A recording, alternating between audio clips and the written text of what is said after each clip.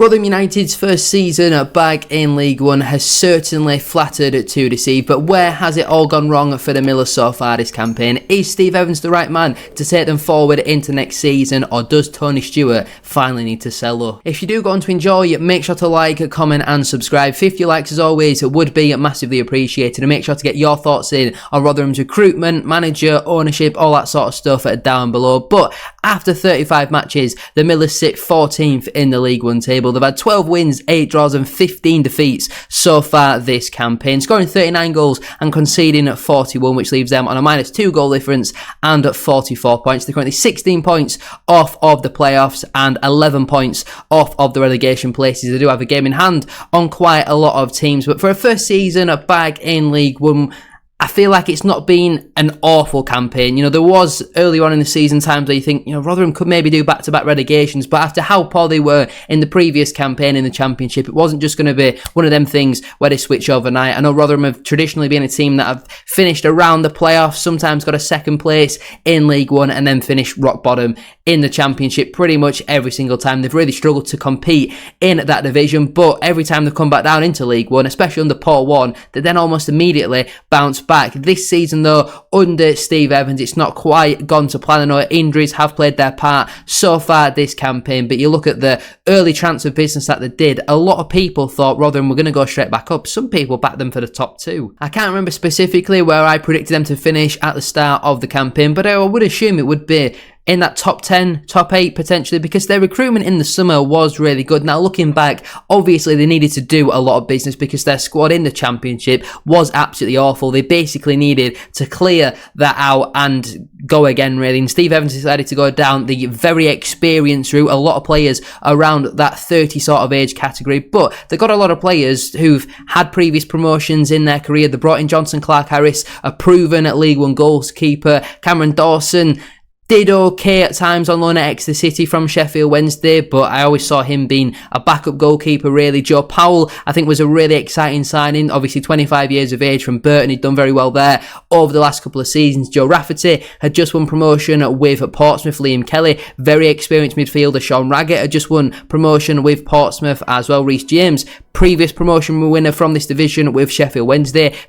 Zach Jules was a very good defender with Exeter City. Sean McWilliams, a brilliant midfielder with Northampton Town. Alex McDonald has basically followed Steve Evans wherever he's gone. Very experienced and seems to be a good player around the dressing room. And recently they've brought in the likes of Louis Sibley, Pele, Ruddock and Panzu, Daniel Gore and Joseph Hungbo as well. Obviously Malik Wilkes joined on loan as well. And I feel like they've got a pretty solid squad on paper, but I wouldn't say that their strength in depth is good enough to get them into the playoffs. And obviously there's been big money spent in this division this season. Obviously Birmingham, you know, the biggest of that. Wickham, you wouldn't really say have spent massive money, but Wrexham, big spenders. Stockport, big spenders. Charlton, Bolton, Huddersfield spent £5 million in the January transfer window on a couple of strikers, and then you go a bit further down, there's not significant money that's been spent around here. But I certainly would say that for the squad Rotherham have got, it's better than 14th place. It's not quite good enough for 6th. I would say around 10th is probably the ability of their squad, but maybe it comes down to the manager. Is Steve Evans good enough, Millers fans? Let me know down below. What do you think about his style of play as well? Because obviously my team Bradford City, we played against Rotherham the other week in the AFL Trophy, and I know they had injuries at the time, but it was still a pretty strong starting 11 that they put out for that game. There was a lot of possession, which I was quite surprised by, but they mixed it up sometimes and went long into Jordan Hugill. I know Hugill's not the most popular amongst the Millers fan base, but I do think he's, you know, puts himself about a bit, really does like that goal threat, which I think massively does let him down. But I think they certainly can mix it up in the way that they play. They've just not had the results so far this season. Obviously, Rotherham fans, you'll know a lot better than me than why your season hasn't quite panned out the way you wanted it to. So let me know your thoughts down below. They have had a lot of real frustrating results though so far this campaign. The likes of losing at home to Shrewsbury Town, them type of results are never going to see you have a successful campaign. Losing away to Burton, I know they were pretty decent at that time, but conceding 4 goals is absolutely terrible. Losing against Mansfield, I know Mansfield have had periods this season where they've gone on very good runs, but that obviously is not a great result for them. Losing against Crawley, obviously one of Steve Evans' former teams in that one, losing it away at Leyton Orient at that point in the season wasn't an amazing result because Orient had been on a pretty poor run of form. Drawing against Shrewsbury, drawing against Burton, it's just been far too many of them. Drawing against Bristol Rovers, losing against Exeter, teams that are obviously down and around them relegation sort of places. So you can certainly see where it's gone wrong for them so far this campaign. There's no real shame in losing against your Birminghams, your Wrexham, which obviously they have done pretty recently. We'll dive into that game in a little bit more detail in a moment, but they've just had far too many of them inconsistent games. Recently they've started to turn it around a little bit. They beat the likes of Bristol Rovers, they beat Leyton Orient, but then they've lost to Barnsley at home, who've been very inconsistent so far this season. It is that inconsistency which has massively killed them. Like I mentioned earlier, injuries have been a big problem for them so far this campaign. Only 8 players have played more than 2,000 minutes, and we're near the end of the season. That is not good enough for whatsoever, and they've really lacked creativity and players who've scored goals. Sam Nombe's done pretty well, 9 goals and 4 assists so far this campaign, but for Johnson Clark-Harris to only have 6 goals in 23 appearances, is that down to him missing a lot of chances? Is it down to him just not getting enough opportunities? Rotherham fans, let me know down below. Malik Wilkes has done very well in League One in the past, but just 8 goal contributions in 30 appearances obviously isn't amazing.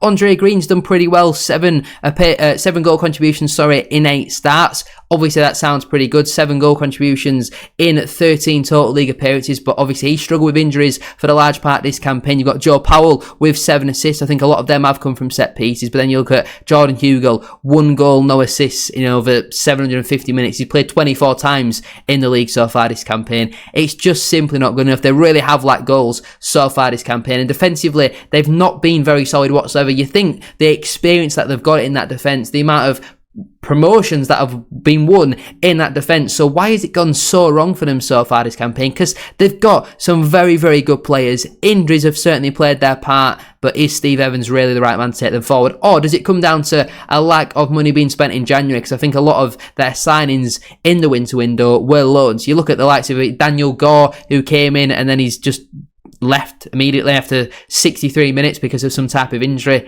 It's just not great really, is it? Let's have a look though in a little bit more detail at the underlying numbers from Wrexham 1, Rotherham 0. Obviously the amount of shots were pretty even in the game, and I feel like the chances and the way they create the chances for Rotherham, the underlying numbers don't look too bad in all honesty. It's pretty balanced. Obviously they do focus a little bit more down at the right hand side, but on the whole it looks pretty balanced, so there's no real complaints there. The shot direction looks very positive. Nearly 3/4 of their shots all coming down the middle of the goal. Obviously the more central you are, the wider the angle is that you've got to shoot at the goal, so you certainly want to be creating more of your opportunities down the middle. Not really many coming from the left side, but with you as you would expect, with more attacks coming down the right side, a few more of their shots were from that point of view. The shot zone doesn't look particularly amazing. I know we're going away to Wrexham, but for 64% of your shots to be outside the box, it's going to take something really special to beat Arthur Okonkwo in between the sticks. Only 27% of your shots inside the 18-yard box. 9% in the 6-yard box isn't too bad, to be fair, but they certainly need to be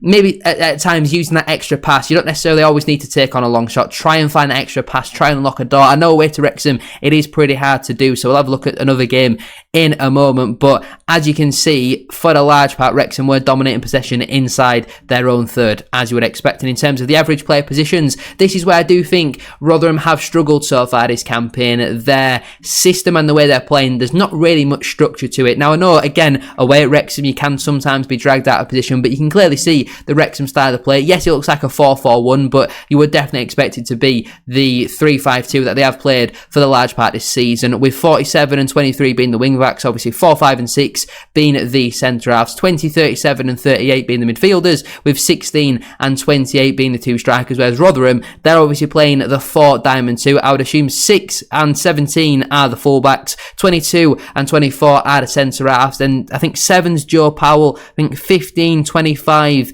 and maybe 12 are the midfielders, and 9 and 8 obviously your 2 strikers as well. But could that potentially be a 4-3-3? Could it be a 2-6-3. I'm not really too sure what the formation is. Rotherham have really lacked that structure for the large part this season. I do think that is a big problem. League One can sometimes be massively overcomplicated, whereas if you've just got a hard-working team, everybody knows what their jobs are, everybody knows where they need to be at what occasion, then you're going to do pretty well for themselves. But again, that might come down to lack of player availability, having to constantly chop and change your team through injuries. People are playing in different positions, so their obviously roles are then a little bit different. I do think the biggest problem so far this season has been the injuries for Rotherham, and pretty much everything that I've just said about that defeat away to Wrexham can be said in this win away to Bristol Rovers. Again, the amount of shots of both teams were pretty even. They had a 21% goal conversion rate there, which is pretty positive. In this game, less of the play was focused down the middle. It was more balanced down the width sort of area, the wide sort of areas, that's what I'm trying to say, but not really much play